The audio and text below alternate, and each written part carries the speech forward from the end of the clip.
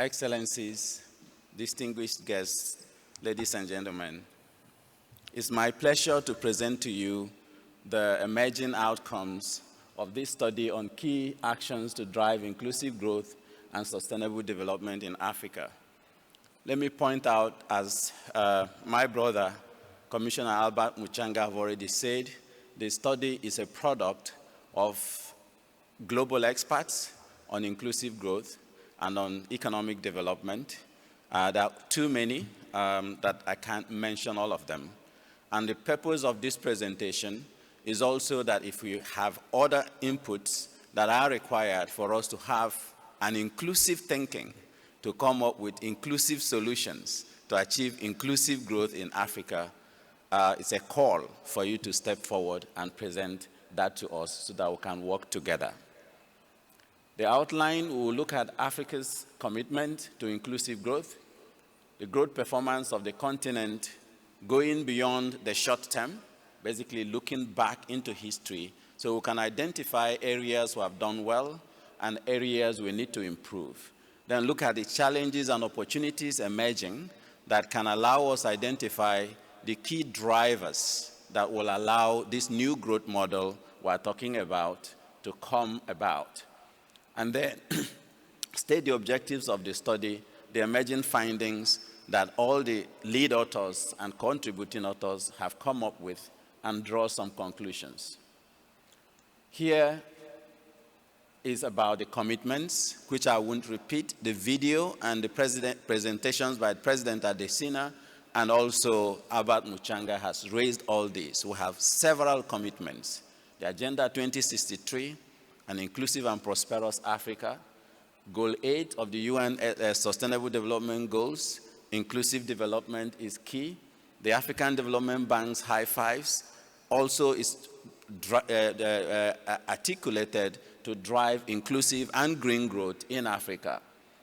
And from history of development around the world and economic literature, we see that countries that sustain more than 7% GDP growth over a period of 4 decades or more are the only ones that break from the vicious cycles of poverty and then continue to create the structural transformations in their economies to sustain growth over time.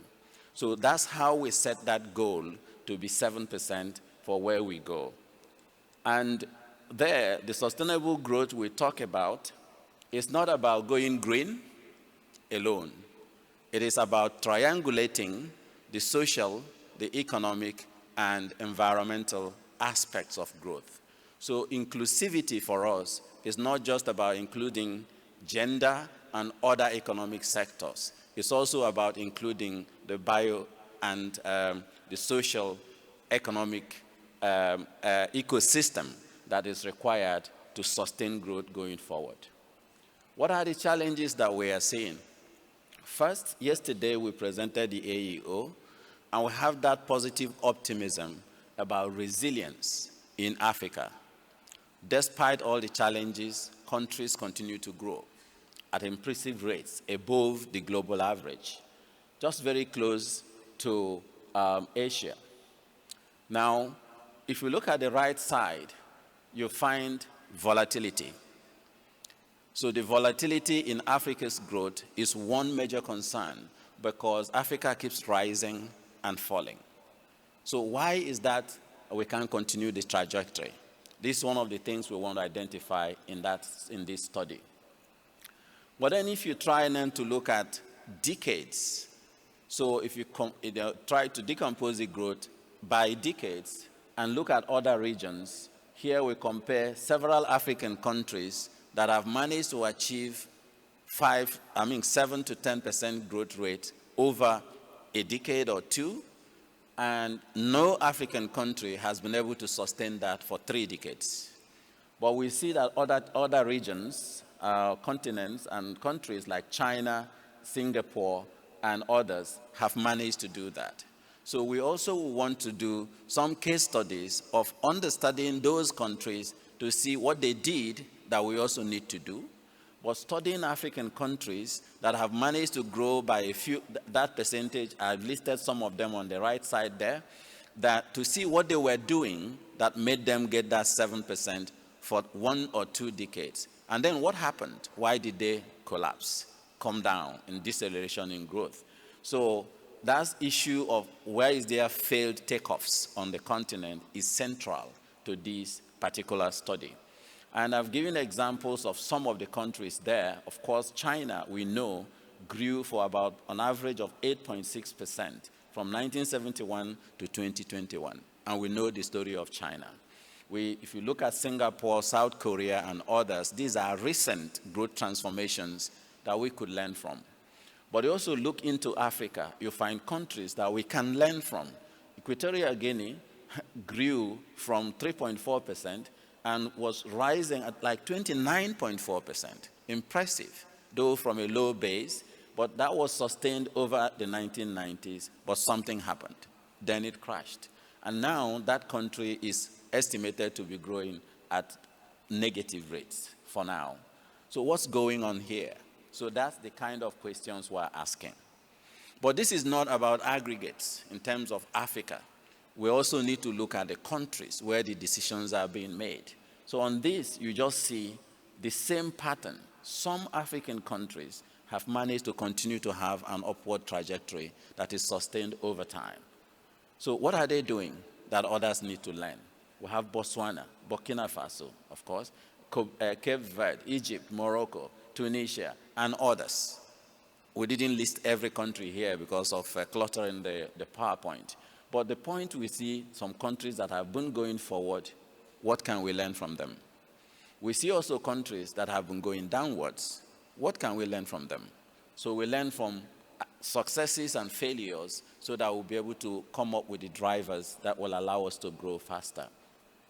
And this slide is very telling because when you look at a longer term in terms of how Africa has benefited from the current growth dispensation, the global financial architecture that we've been talking about, the global institutions that were set up in the post-World War era to help economic transformation and structural reforms, you find that Africa is like on the x-axis. So you see that red arrow showing where Africa is compared to the rest of the world.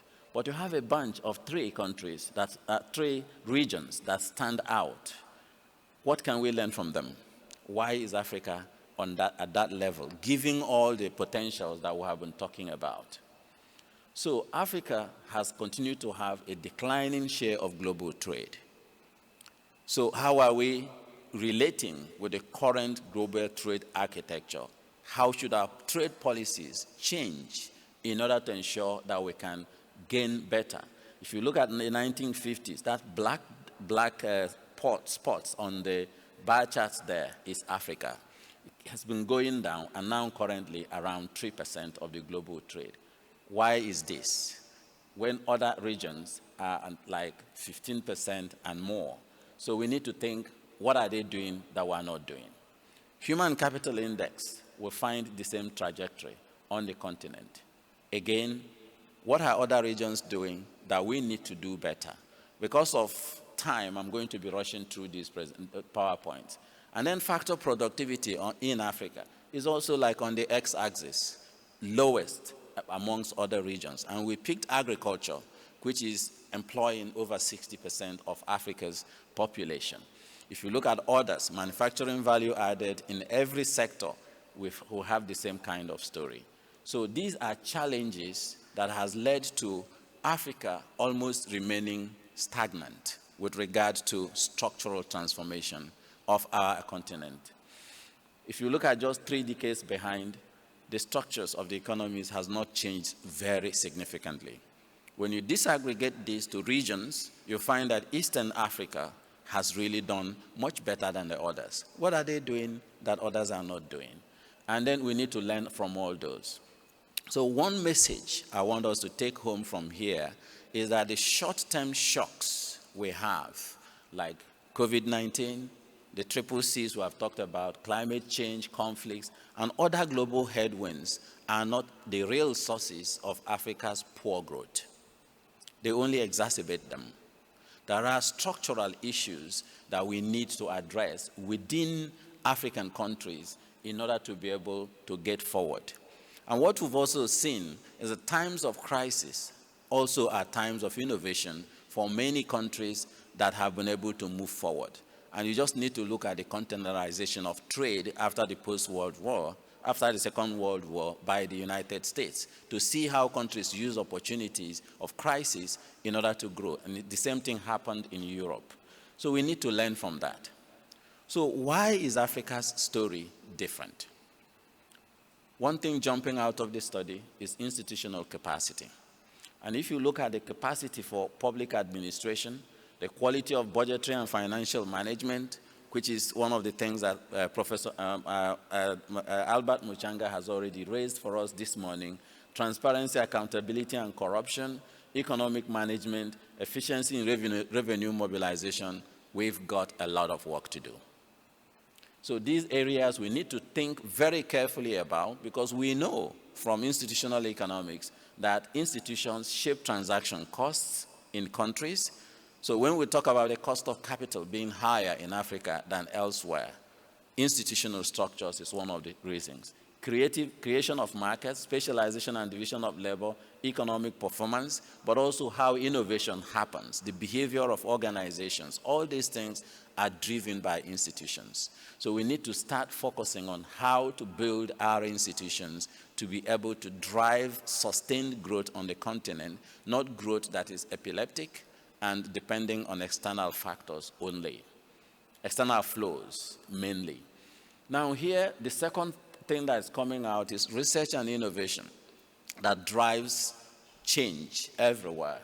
Africa is on like x-axis again, around 0.5% on average investment in R&D by our African countries. But if you look at the pack of all the other countries and regions, they're investing much more. So these are already areas we need to come up with practical actions that will allow us to be able to move forward and be in the league of other nations and other regions.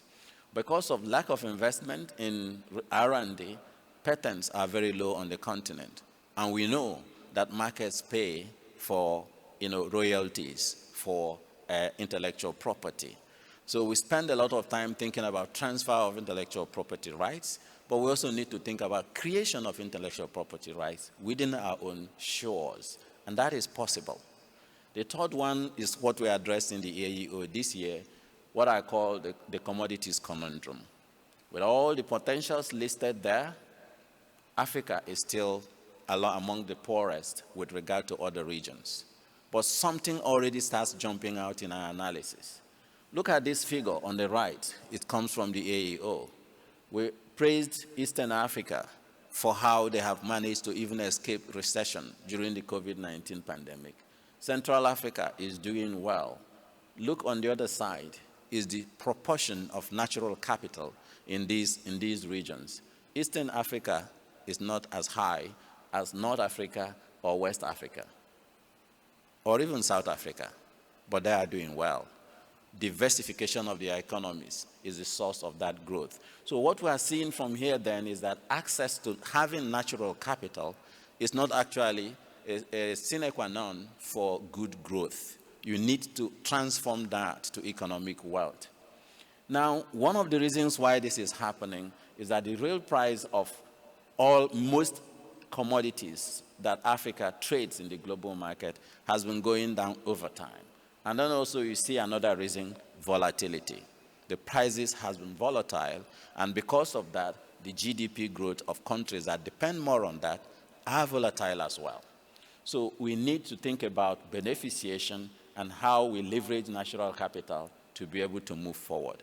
These other slides, I will not speak to them, but it's just to show some of those commodities we all depend on for our GDP growth.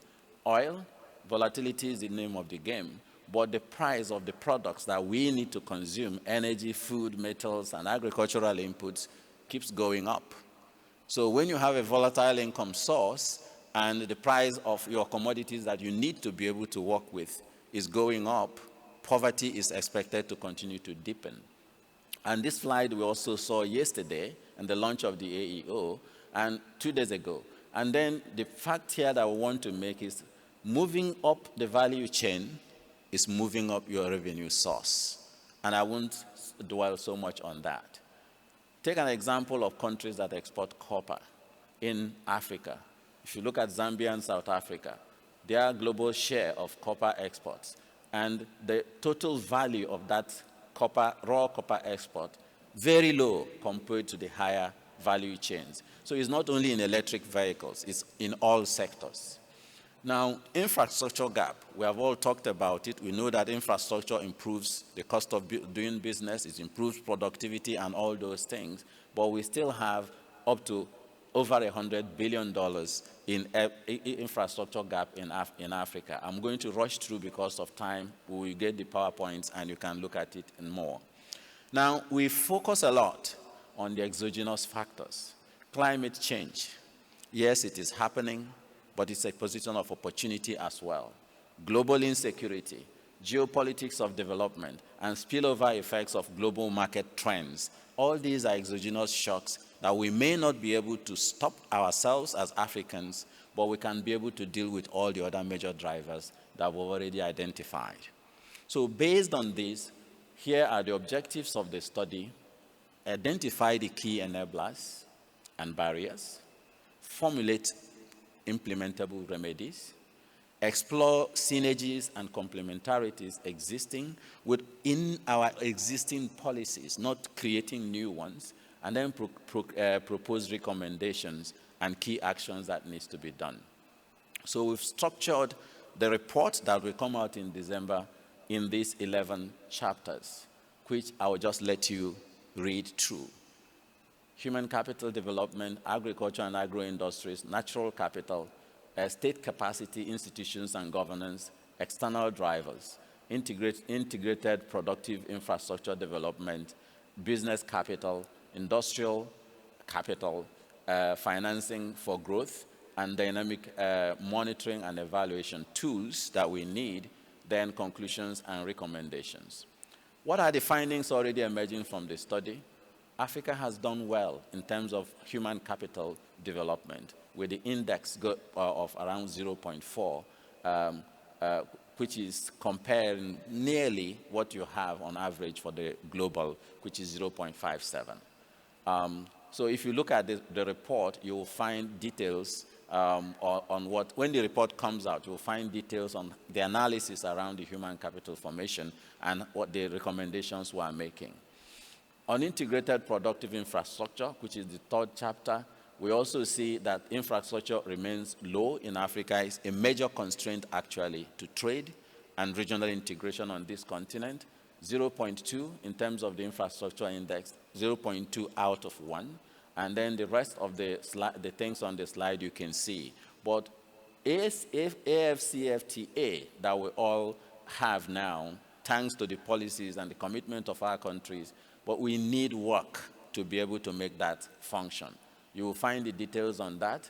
On agriculture, I won't dwell so much on it. We know it's the mainstay of jobs for many people in Africa, but limited productivity, which I've talked about because of lack of technology and so on. And we need to talk about also climate impacts and so on in that.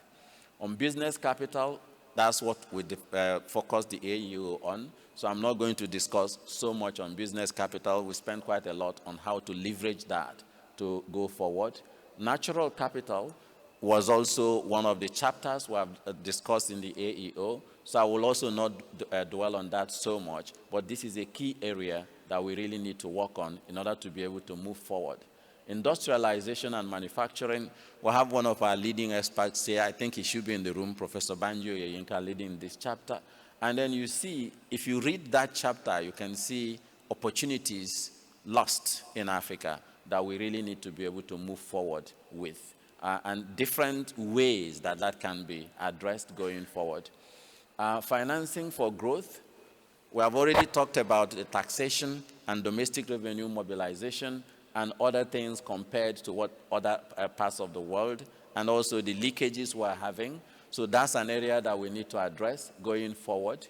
And then the external drivers, we know the external drivers we have also been discussing, and I'm not going to go too much into details on that. But let me just dwell on the third point there, that tightening of global financial conditions and capital outflows are major challenges on the continent. Even when we talk about debt, you heard yesterday about exchange rate volatility, currency devaluation and other things being major drivers of the cost of debt servicing on the continent. Now I'm pushing that beyond 10% of government revenue and so on.